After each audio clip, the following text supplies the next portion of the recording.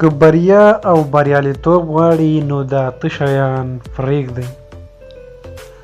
اول بهانې مه کوئ.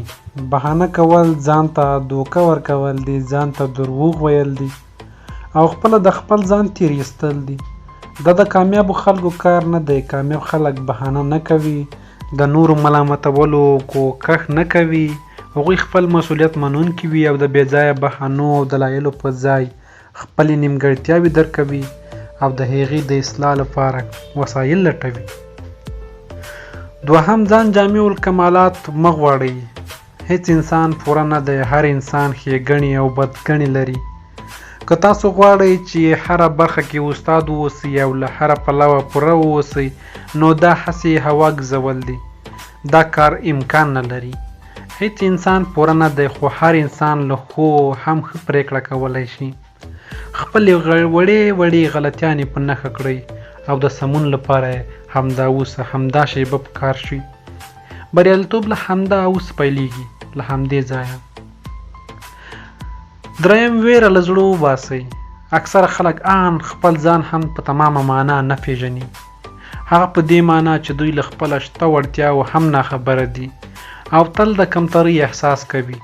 په مجلسونو کې سره له دې چې دوی د ویلو لپاره ښه نظر لري خو د ویلو جرأت یې نشي کوی. دوی د اشتباه کولو ویره لري. دا ویره له زړه وباسئ، باجرأته واوسئ او خپلې وړتیاوې درک کړئ. خپل غږ وباسئ، خپلې موخې وټاکئ او په شجاعت سره یې تطبیق کړئ. همدا د بریالیو خلکو لار او کار دی. څلورم، په هر شي د کنټرول کولو هڅه مه کوئ. د ژوند هره برخه او هر حالت زموږ په کنټرول کې نه دي. تاسې د هر شي د کنټرول هڅه مه کوئ. دا تاسې ته بریالیتوب نه درکوي بلکې تشویش، اندېښنه، خفګان، سردرد سبب ګرځي.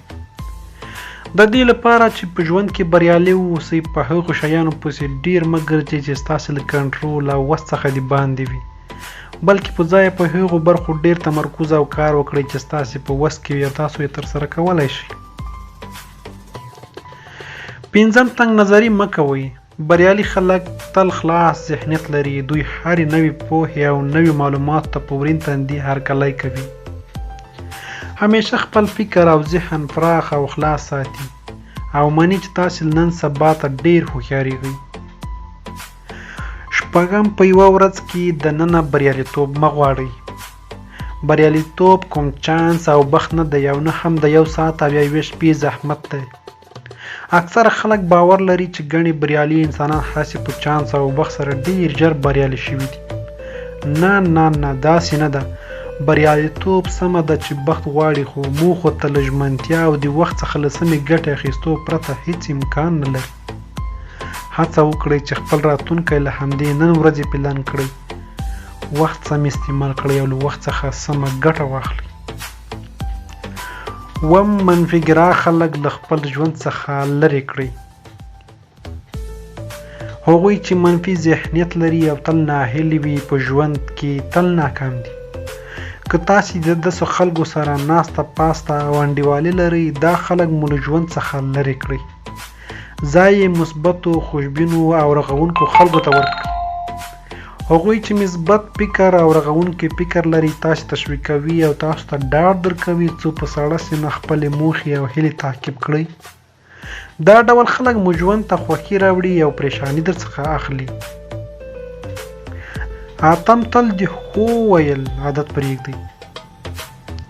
وایي چې د مخ پاستوکی مې ډېر نری دی، چاته نه نشم کولی. خو دا کار ښه نه دی. بریالي خلک نورو ته د نه ویلو په هنر هم پوهېږي. د هغوی چې کوم کار نه خوښېږي نورو ته وایي چې په دې برخه کې درسره مرسته نشم کولی. نورو ته په نه ویلو کې زړور واوسه. ستاسې موخې له بل هر چا مهمې دي. خپلې موخې تعقیب کړئ. ځان د نورو خلکو په کارونو کې ډیر مخکې لوئ. دا د بریالیو خلکو عادتونه دي. هیله ده چې دا ویډیو مو خوښه شوې. دل میرا چاہے جب بھی تو آئے تجھ سے میں کہہ دوں واپس نہ جانا. باہوں میں تیری ساری شب جاگوں آنکھوں سے دیکھوں صبح کا آنا. दिल मेरा चाहे जब भी तू आए, तुझसे मैं कह दूं